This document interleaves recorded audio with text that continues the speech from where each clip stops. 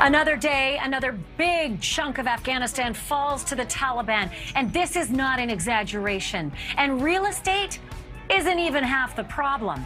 The horror story starts when the territory falls and the Taliban comes for the women, the spoils of war. Also tonight, he has written Out on a Limb. Andrew Sullivan. Out on a Limb is a place he knows well. He's one of the most provocative, prophetic, and impossible to pin down observers of our time. And he's going to be with me live. And then what on earth is going on at 30,000 feet? Take a look at CBS News LA's coverage of the most recent episode in the air. Witnesses tell us tonight a 13-year-old boy tried kicking the window out next to his seat and became physical with his own mother. And in the midst of the lawsuit against him for sexual abuse, imagine the icy reception that good old Prince Andrew is about to get at the royal family's annual Scottish fling going on right now at Balmoral Castle.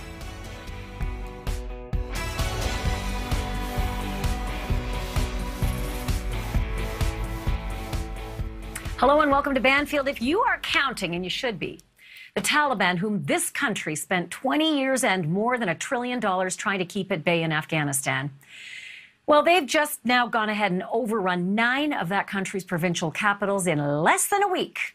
Blink, and you might have missed it. And the United States has not officially even completed the full pullout there. So it kind of seems only a matter of time at this point, and really not much time at that, before Afghanistan's capital is again in Taliban hands. But even before that, reports of atrocities are spreading, just like the bad old days. I'm talking about Taliban marauders going door to door in conquered villages looking for girls. Yes, girls as young as 12, to marry off to their fancy foot soldiers as rewards for their efforts. I should note that the Taliban denies that's the case, but hey, you know what? 20 years ago when I was there, they denied it then too. But I actually saw the evidence of it. I want to get right to NewsNation White House correspondent Allison Harris, who spent today a half hour in an eye-opening exclusive interview with the Afghan ambassador to Washington. Allison, I can't imagine what she has to say about what is happening in Afghanistan now after 20 years of such hard-fought effort.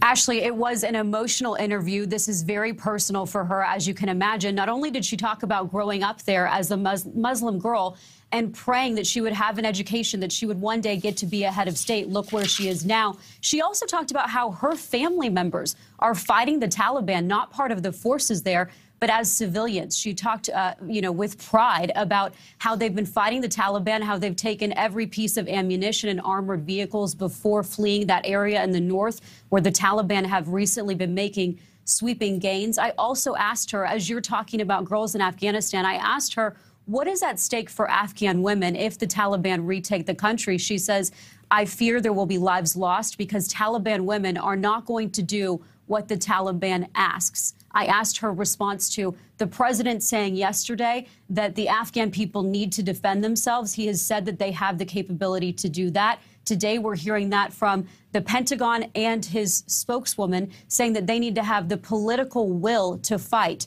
She says they have been fighting, not only for their country, but also for the world, for international security. She talked about how much has changed in the past 20 years, as you're talking about when you were there 20 years ago, and we have some sound from her about how much has changed. She said she wouldn't be in the position she is in today without the U.S. involvement.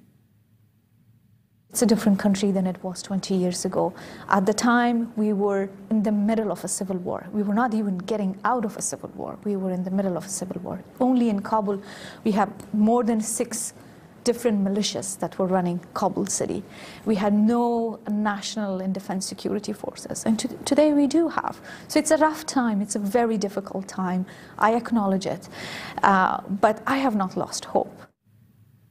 And I also asked her, can you win? What needs to be done to turn the tide from this Taliban takeover? Can Afghanistan do this on its own? She is calling for reimposed sanctions on Taliban leaders. She's talking about bans on international travel for some of the leaders who have been identified. She's also asking for more air cover. Last week, we saw airstrikes from the U.S. helping the Afghan forces, targeting some of Taliban military vehicles, Taliban ammunition. She says right now that air cover is extremely limited. She would not give specifics on the number of planes or choppers, but she says they need increased close air support continued beyond past the end of this month, when the U.S. is targeted to have done complete withdrawal from the country. If I had a dime for all the times I heard what Afghanistan needs, they've been needing a lot for 20 years, and now what I'm seeing is that people are trying to board flights from all over the country to get to Kabul, and they're camping in that city's parks because they're desperate that their cities are going to fall and their girls are going to be stolen and their heads are going to be lopped off.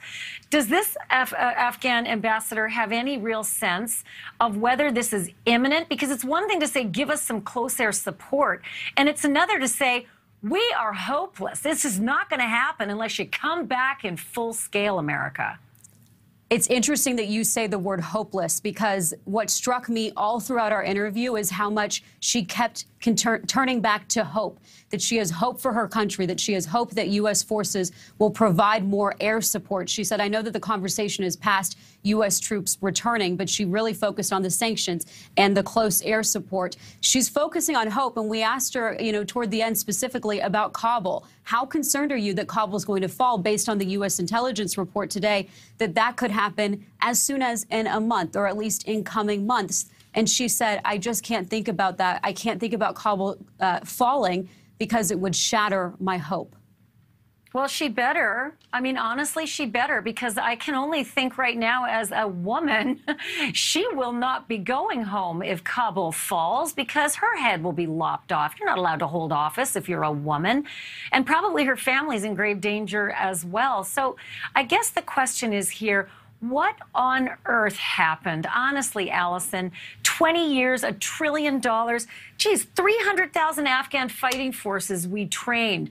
Why are they so incompetent when they share basically the same DNA as all those Taliban fighters who are unbelievable at fighting?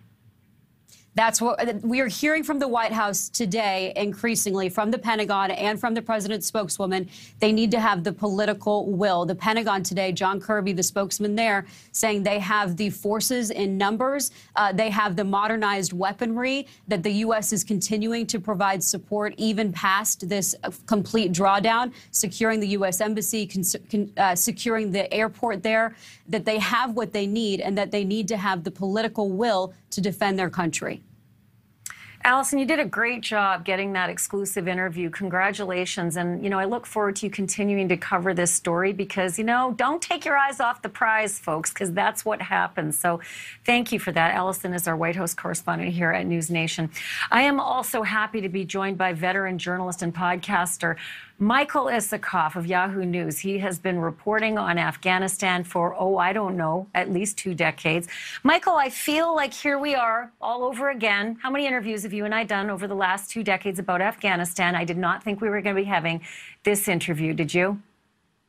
No. 1 month from today, Ashley, will be the 20th anniversary of the 9/11 attacks. There'll be a lot of looking back and commemorations. But right now, we're facing the prospect that by September 11th, the Taliban will either be back in control in Afghanistan or very close to back in control. And it's hard to imagine worse optics for the Biden administration, for the United States, than to have, after 20 years, the government that we invaded Afghanistan to kick out coming back to power. I think it's pretty clear that the Biden administration underestimated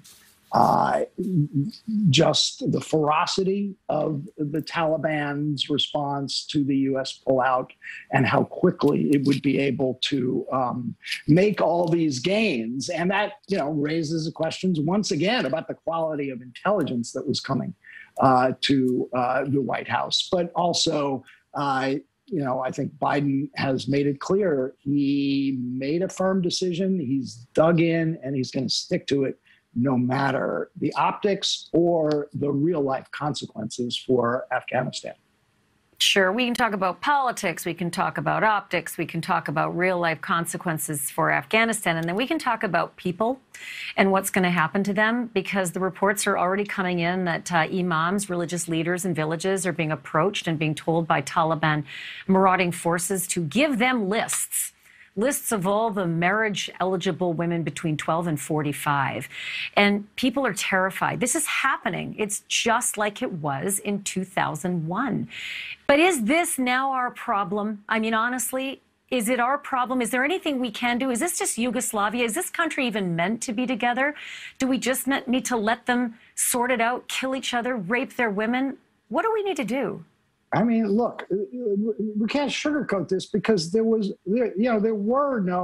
are no good answers here. I mean, we have spent $1 trillion in Afghanistan. We have been there for 20 years. It's clear that this is not, and I think there was a bipartisan consensus, growing bipartisan consensus on this, that, we had to end these forever wars. And again, we could talk about the political will and the horrors of the Taliban, but the truth is that the Afghan government was riddled with corruption.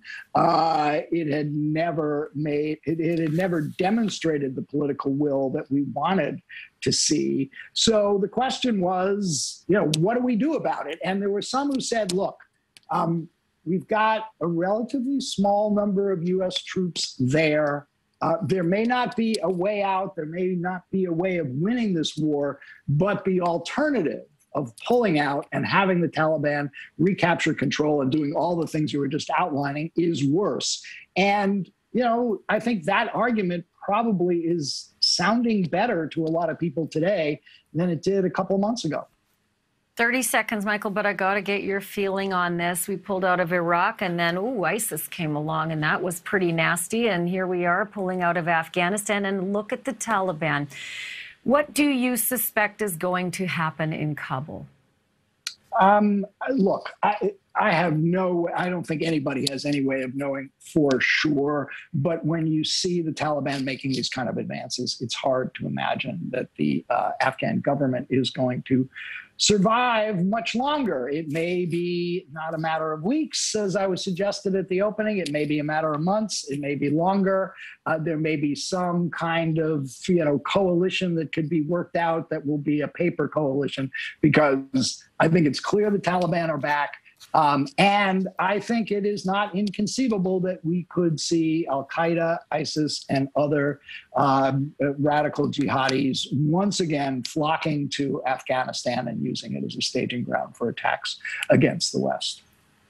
What's old is new again. And as you so poignantly point out, just a month away from the 20th anniversary of 9/11. Michael Isikoff, it's always good to have you. Thank you. I'll plug your Conspiracy Land, and it's a podcast, the most recent one, The Secret Lives and Brutal Death of Jamal Khashoggi. It's excellent listening. Thank you, Michael. Thank you, Ashley.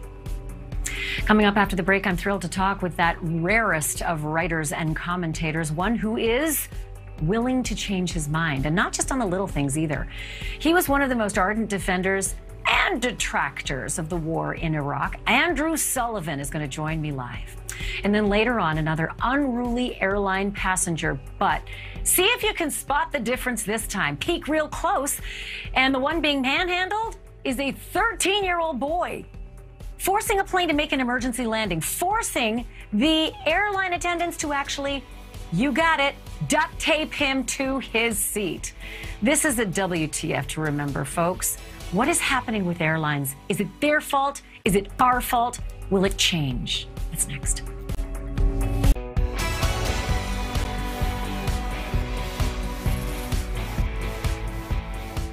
Welcome back. It is hard enough to write about the messy goings-on of human life day in and day out for decades. Believe me, I know. It's also quite something else to capture truly pivotal times in our history in a way that really captures imaginations and even changes minds and hearts. Go figure. My next guest has and does. Andrew Sullivan probably could have been prime minister in his native Britain had he not become the youngest ever editor of the New Republic. I don't have time to list all of his credits, but he's also a blogger and an author of the brand new book that dropped yesterday, which happened to be on his birthday. It's called Out on a Limb, a collection of some of his best stuff over the last 30 years. Andrew Sullivan, happy birthday. I'm one day late. I'm sorry about that. You're perfectly welcome. Thank you so much. It was a wonderful day.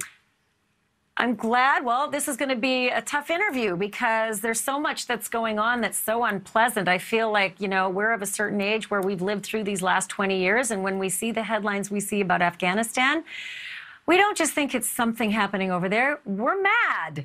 We went through all this. We lived this. We stomached it. We paid for it. I'd love to get your take on what we're hearing about with the rapid recapture.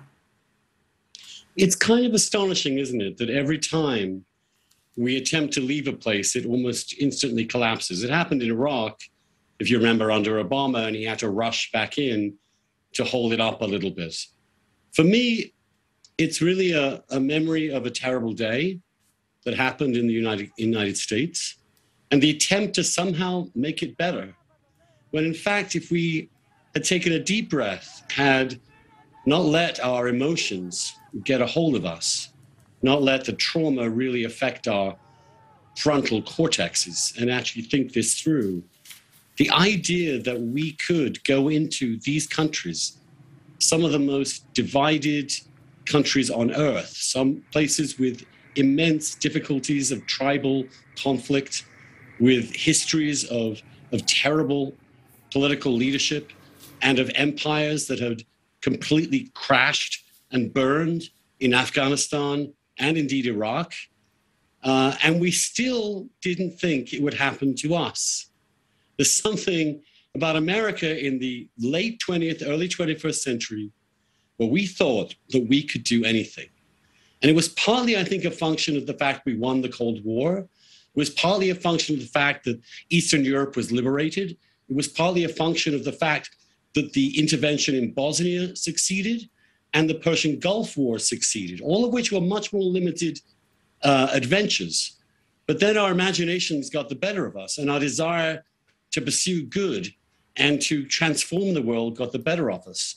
And we misunderstood that we're not capable of doing these things. And we're not capable of changing a country that has been that way for hundreds, if not thousands of years. And so we've learned that lesson. They're so intransigent, you know. I know, you know, you've probably seen everything that I've seen, and boy, when I walked through that country for months upon, and I kept hearing about U.S. hegemony, and why do you think that you can come in here and assume that we all want to be together, and who do you think you are? I mean, I hear that everywhere I go all over the world as a war correspondent, and yet here we are making the same mistakes over and over again. I think the most important question here, though, is why do we care about the story of the women? Because we do. That seems to be what everybody used to ask me about. Oh, God, how are they? How could they wear that burqa? Why do they treat the women like that? How can we care so much about the women, but not really care about the entire country and what's happening there and how it affects the entire world? Yes, we project our own ideas and our own culture onto others and want it to be more like us, without taking the time to understand how utterly different many places are, and how the concept of liberal democracy is really something that came out of the West. It doesn't have really deep roots in many other parts of the world. And so we tried to do the impossible. I think the way you learn from that is to realize exactly that we need to remember more what we don't know as much as what we do, to be more prudent in foreign policy, to leave zeal and ideology behind and be pragmatic and prudent. We're going to have to watch some horrible things happen in Afghanistan, the way we did in Vietnam when we left, the way we did all over Southeast Asia. Do you know what, though, Andrew? This blew me away. It just blew me away when I got there. I felt like I was walking through the set of the Flintstones. It's like the Stone Ages, right? 2001, after 9/11, I end up there.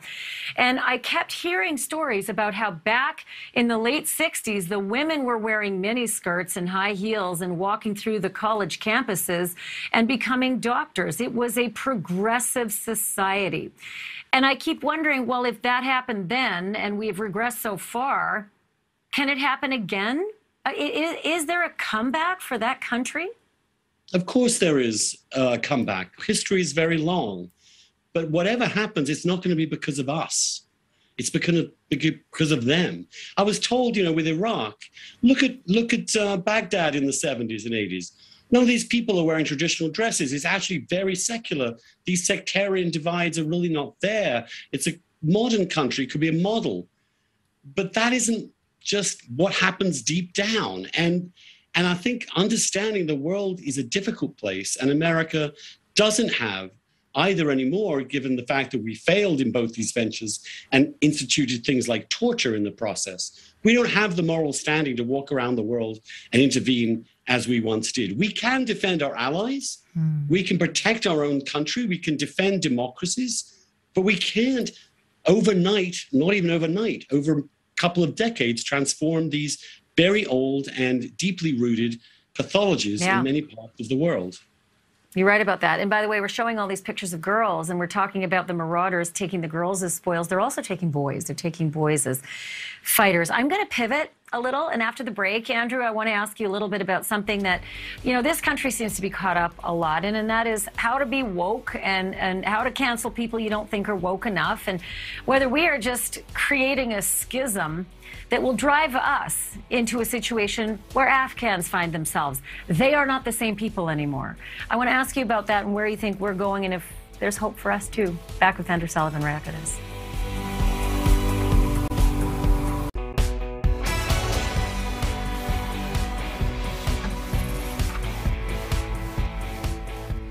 Welcome back. We're talking politics and war and peace and love and news and, well, everything else under the sun with a man who covers everything under the sun. It's Andrew Sullivan. I'm glad you're smiling because that's usually, oh, darn, I didn't study. But listen, I had two topics, Andrew, I wanted to ask you about, and I wasn't sure what the intersection of them was going to be. One was cancel culture and one was Cuomo. And now I have found the perfect intersection, and it's in the name of Alec Baldwin. I'm going to read you a tweet that I just found. Maybe I'm a little behind the eight ball here, but and Alec Baldwin says, regardless of what you think of Cuomo, this is a tragic day, obviously referring to his resigning. Party politics in this country draw ambitious but ultimately isolated, even socially maladjusted men and women who, given the current cancel culture, will likely have their shortcomings exposed and magnified. If I read that right, he says it's cancel culture and that's why Cuomo's out. Do you agree? No, I don't agree. I mean, I think that if you were talking about Al Franken, he might be right. A single incident that was a joke that really wasn't in any way abusive turned into this big fuss in which he had to resign. This is a serious report. It has countless sources in it of what seems to be persistent sexual harassment and assault and abuse. And, that's a different matter. And I think that the right of women to be able to work in environments without being subjected to this kind of horrible treatment and harassment and abuse should be something we should all celebrate. This is not cancel culture. It is accountability. Cancel culture, as I understand it, is when people have one single incident or one single statement or one word they made wrong or some joke that went wrong and their lives are over. That's a different element. And also cancel culture affects people without power, people who are a victim of the mob or of the media. This man is governor of New York State, or he was until today when he resigned. And so it's a completely different question. Let me ask you a little bit about cancel culture, because I think a lot of our viewers are very independent. I think that's why they're watching this network.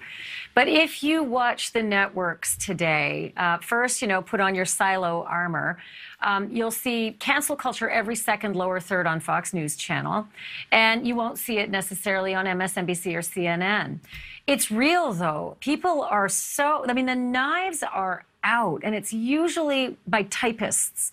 I'm wondering if there's any putting the toothpaste back in the tube on this, because, man, it's making us nasty to each other, and that doesn't make for a good union.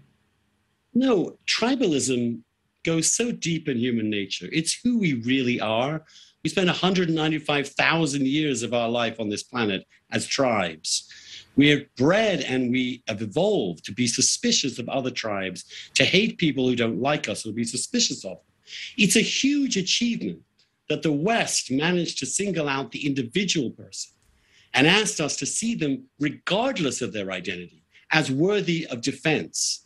And that's a very fragile achievement. And as you can see, once you enter the world in which everyone is identified, first of all, by some tribal characteristic. Are you white? Are you black? Are you male? Are you female? Are you gay? Are you straight? Are you LGBTQRSTUVW? And if you violate a single element of the orthodoxy on that, you're finished. This is not a good way to live. I don't want our kids to grow up seeing each other as members of races or of genders. I want them to see each other as individual human beings with personalities and individualities. And I think there is the beginning of a turning of the tide. I think a lot of people are really nauseated by some of the priggishness and the lack of mercy and the lack of humanity in some of this is really unfortunate. And what you're seeing, though, is that many of us, I mean, I was fired by New York Magazine for not being woke enough, for not really thinking that rioting was the best answer to the question of police abuse. But the answer is to go elsewhere. I set up my own Substack and now have a fantastic readership doing that. Other people are doing the same thing. We have a First Amendment. We can use other ways to do this. And eventually the market will bring us back, I hope, to sanity. But there is a lot of zeal and ideology and orthodoxy in these institutions, and they are constraining the range of ideas that can be discussed responsibly. And by doing so, they make these difficult ideas appear on the outside among people who can be very unreliable, very dangerous, very inflammatory, and badly informed. I'm in favor of putting it all on the table, having every view welcome as long as it is subjected to reason and deliberation. That is a hard thing to do. I wish people, Andrew, would remember that many of them live in glass houses when they get on their keyboards and throw those digital stones. Hey, will you come back and talk to me all the time? I'd love to. I'm around. I finally, and this book is a help, but I'm also doing the weekly dish. But sure, it's lovely to talk to you, Ashley, and thank you for these great questions. Work on that Wi-Fi though, because you look like I'm peering through a mosquito net. I'm so sorry. I'm so sorry. The book is called Out on a Limb, and it's delightful to talk to you. Thank you, sir. Thank you very much. So many awesome opinions from Andrew, and I didn't even get a chance to ask him about all the craziness in the air. Now I've got this one for you. A 13-year-old boy duct taped to his seat in the aircraft when he allegedly got out of control. Hey, by the way, newsflash, when you're 13 years old, you can't try to kick out the window of the plane. Yeah, that happened. Next up as well, a royal crisis of epic magnitudes. Prince Andrew may have to go to court to answer for those sexual misconduct allegations, but that's nothing compared to what that lady will do with a gavel. He's about to meet his maker, the Queen, for the annual summer barbecue up in Scotland. Oh man, I hope he's got something under his kilt, because this one's gonna hurt.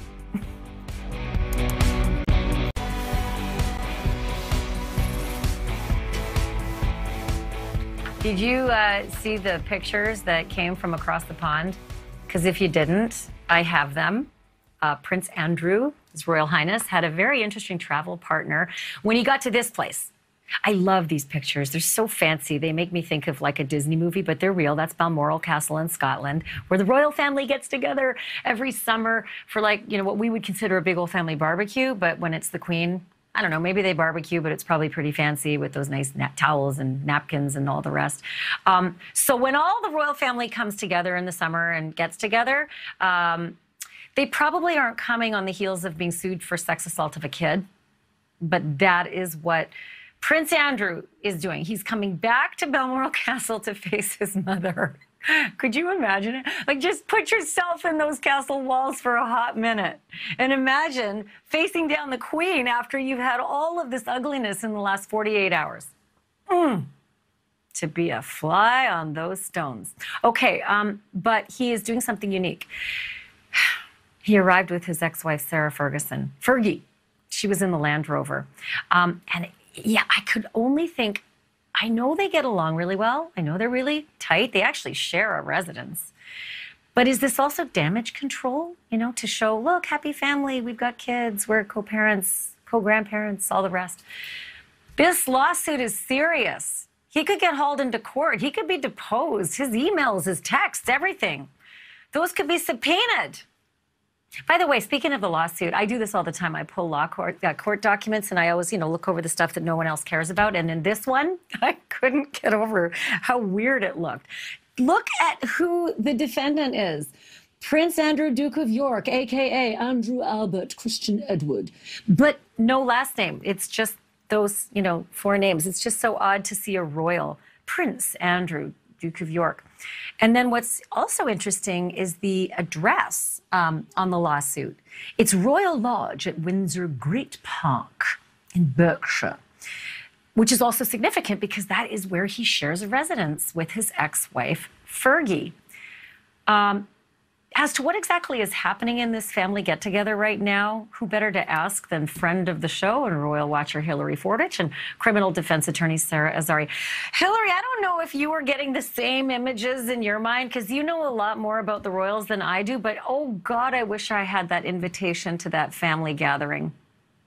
Well, a lot of people do. Pleasure to be back with you, Ashley. And yes, he left, Prince Andrew left Berkshire. It's spelt Berkshire, but it's pronounced Berkshire. He left Berkshire and went up. That's all right. He went up to Balmoral, and actually tomorrow is what is called the Glorious 12th. It is the beginning of the grouse shooting season up in the moors there, up in Scotland, and this is something that he's participated in for many years. You mentioned his erstwhile wife, Sarah Ferguson, known to many as Fergie, accompanying him, which she did. She has accompanied him many times, actually, to Balmoral, but she's always been ushered out quickly because Prince Philip, the Queen's former husband, who of course passed away on April 9th, he always stated that he would not be under the same roof as that woman, as he referred to her, due to her embarrassing the royal family. As many years ago, we remember those images of her toes being sucked. And so one has to wonder whether Prince Philip is rolling in his grave right now, thinking of how she embarrassed the royal family and wouldn't have her under his same roof. What he must be thinking. HILARY? I can't believe you mentioned that, because we actually pulled these images today, remembering that back in 1992, I'm going back here, when she split from Andrew, she went on a vacation with her 2 little girls. They were, I think, 2 and 4. And someone snapped these pictures of her cavorting with this American, businessman, like you said, sucking her toes. He says he was kissing them. But the amazing coincidence here is that those pictures emerged as she was headed to this family barbecue at Balmoral. So here we are, this many years later. Fergie went to Balmoral, and these pictures came out, and she said it was horrendous. Everyone was reading the Daily Mail and looking at the pictures, and her life, she knew, was flashing before her eyes. Now Andrew is heading to the same barbecue with this lawsuit. I suppose it's not the same, but this would be a good time to ask you, SARA AZARI, if this is as serious as all of us in America think it is, or if you're in Britain, you never have to step foot back here in America. You don't have to deal, with subpoenas. You don't have to turn over your records. You don't have to meet, with opposing counsel. Does he? I mean, look, Ashley, that's definitely an interesting caption page, different than your typical one. But the issue here is service of process. He is obviously part of the royal family, which makes it even more difficult to serve him. You got to go through the diplomatic hoops and potentially the Hague Convention, because this is a foreign national on foreign soil. And unless he's properly served, he's not bound to answer this lawsuit. But on the other hand, I have to think that because he's so high profile and because he has vehemently and adamantly denied these allegations ever since they came out regarding Virginia Giuffre, that he is probably, my guess is, going to hire an attorney here in the United States, probably New York, since this case is pending in the Southern District of New York, and deny the allegations, because denying them in the court of public opinion doesn't really move the needle in a court of law, and then proceed to some sort of a settlement. I mean, he's not the average Joe to just avoid and delay and evade service. He knows he's been served. It's a high-profile case, and of course, his criminal exposure and liability is what's really at issue here, not just the civil lawsuit. So, Hillary, can I ask you, I mean, I keep saying I want to be the fly on the wall at the barbecue, but is the Queen as icy as we just sort of imagine her in the public narrative? For instance, when you know, Andy arrives within the castle gates, will she have a cold shoulder, or is she loving and supportive? It's not like she hasn't heard these allegations before. The suit dropped, yeah. But what will she be like to him? Well, first of all, actually, I don't think that she's icy, and I don't think anybody who's ever met her has ever thought of her as being icy at all. She's very warm-hearted, and in fact, actually, if there's ever any criticism of her, maybe it's that she has been too indulging of the gentleman that's he liked to refer to himself as Randy Andy. Actually, years ago, she has many years ago made it quite clear. I mean, he's her favorite son. And I think this must be immensely difficult for her. I think more likely that the whole world's hearts go out to her because she's having to deal with this on the heels of her husband having passed away, as well as obviously the scandals that have occurred. And on top of that, her grandson and his wife, making some rather negative allegations about the family. But no, to answer your question directly, she's a very warm-hearted lady, very giving, very supportive. But I feel there's number one, her priority. Her priority always is the crown. And that's one thing, actually, that the TV series did get correct, the preservation of the institution known as the firm. One thing that I'm not an attorney, but one thing that has come into question, of course, is whether he will have sovereign immunity. Like diplomatic immunity, it is applicable to heads of state. It's applicable to the sovereign, obviously to the Queen. But how many members of her family is sovereign immunity extended to? And that is something. Yeah, good thing we have a lawyer. Sarah, I've got 15 seconds. Will he get sovereign immunity? He might. As I said, this is a very sticky situation, having somebody from the royal family as a defendant. But the other issue, too, is that even if he did answer this lawsuit and he made an appearance here in the United States, he, like any U.S. citizen, has constitutional safeguards, and he can ask for a stay of the litigation of the civil lawsuit because of his criminal exposure. We know he's criminally exposed. While he hasn't been indicted and he won't be extradited, we know that Ghislaine Maxwell is headed to trial in November. She may or may not provide information about him. Others might provide information about him. So he definitely has basis to request a stay. I don't think that this civil lawsuit is going to go anywhere anytime soon.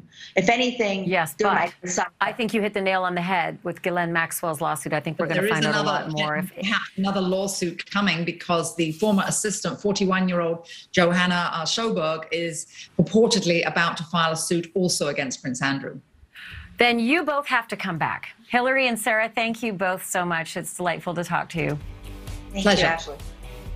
When we come back, what is going on at 30,000 feet? Been up there lately? I spent the day on a plane, and I can tell you, I'm so sick of it. Those overheads are small. Those passengers are nasty. The bathrooms are teeny. The food is lousy. The seats, we're getting bigger, and they're getting smaller. Is that why now a 13-year-old is trying to kick out a window and has to be duct taped to a seat? All that coming next.